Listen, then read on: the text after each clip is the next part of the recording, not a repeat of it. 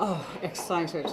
Really am. I mean, we're just so thrilled at all of this. Win or lose, it doesn't matter. Jessie is an amazing person, and we're just so proud of her.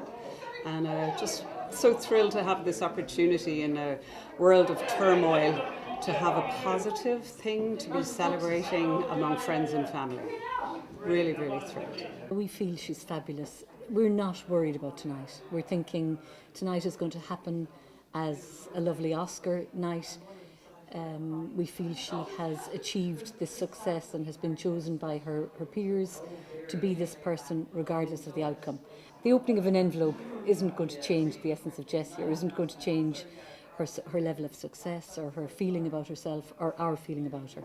The authenticity and the boldness and the bravery that Jessie has brought about, only you and many, many others would understand the Kerry roots and the pride that she has given us, but also that she's willing to use and exploit and flourish.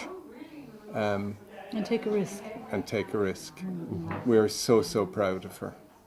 Words cannot explain where we are tonight.